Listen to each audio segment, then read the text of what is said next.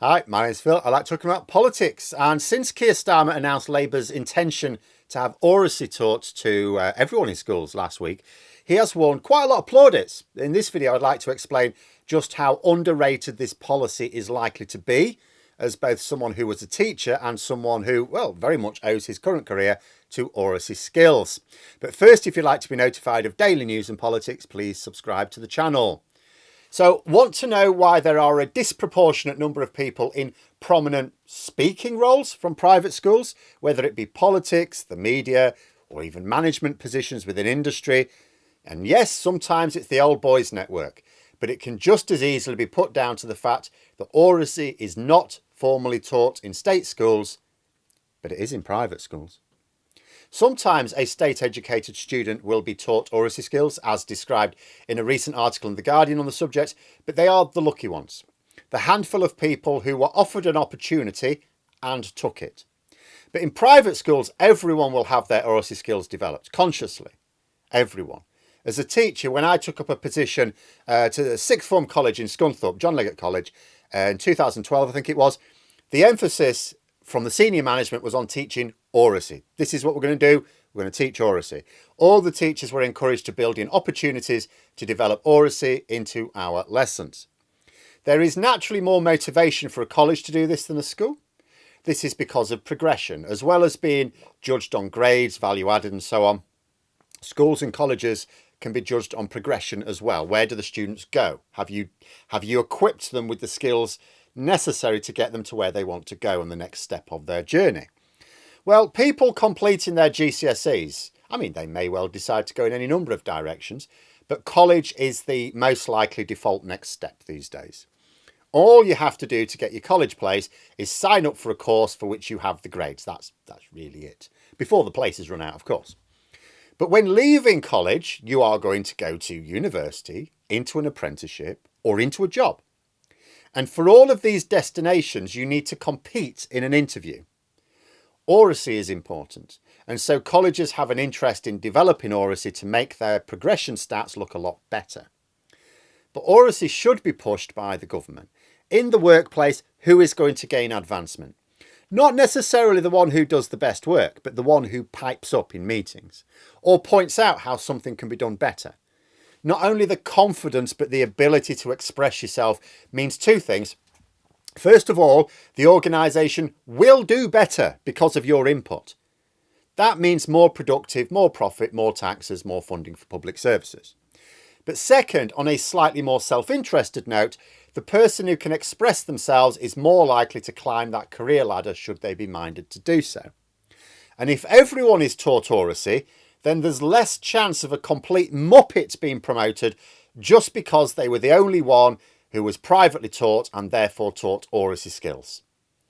But it's not just about the career ladder either. It gives you other opportunities. For several years now, I've been making a living out of vlogging, literally talking to a camera and posting the results online. There are lots of experience making up my particular output, my interest in politics, my degree training, my experience as a teacher, but none of these are essential to run a successful YouTube channel. They've just fed into the way I do it. There are people who have run vlogs on various platforms, who have different interests, who don't have a degree. Some may not have many qualifications at all. Some without even another career behind them. But all successful vloggers in whatever space, what they will have in common is that they will have developed Oracy skills. This also means that at some point in our past, we will have had those skills developed, whether deliberately or by chance. But for those of us who went to the local comprehensive, or these days academy, we are the lucky few that just happened to develop them. Mine were developed in extracurricular activities, my outside hobbies essentially. They were further developed as a teacher. Some may get involved in campaigning where there'll be opportunities to speak and develop debating skills. But without these quirks of fate, most people going to state school are taught to listen but not speak. The end result of this is that those who end up succeeding in Oracy-dependent careers, which can be very impactful and lucrative, are those who either went to private school or had the same sort of teaching by parents or were just randomly exposed to opportunities. And I'm not sure the best way to run a country is to rely on people with potential randomly coming across the opportunities to develop that potential. And there are a lot of policies which Labour have announced which can have a real impact, but this push for Oracy teaching, if done right, would be huge. It certainly deserves to be talked about much more than I think it will. It will be an underrated feature of their manifesto, not unreasonably, because most people won't have really thought of Oracy as a concept because most are not taught it. And many will not appreciate the importance of teaching it because unless you've seen the value in something, well, I mean, how can you see the value in it? People just think, what's Oracy? Talk? Well, I can talk, I can speak. You know, I can see the value in it because I've been able to utilise it. You don't miss what you never had, as they say. In fact, I have seen the value of Oracy so much that my starting word on Wordle is orate. On Mondays to Fridays anyway, I have different words on the weekends. Also makes a lot of sense for Labour to push this policy, not just because it would be a great tool for social mobility. In terms of education policy, Labour won't actually have to repair lots of Tory damage in the way other government departments will. The main Tory damage to education is purely in funding terms. Like, we've lost teachers, we've lost teaching assistants, we've lost training opportunities. The first half of my teaching career was spent under a Labour government. And we didn't just have the opportunity to go on training courses, it was expected.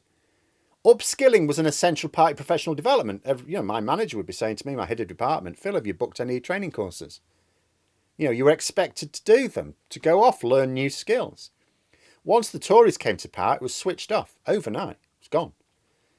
Yes, you still had training days, still do, where you keep up to date with, say, safeguard and other statutory responsibilities.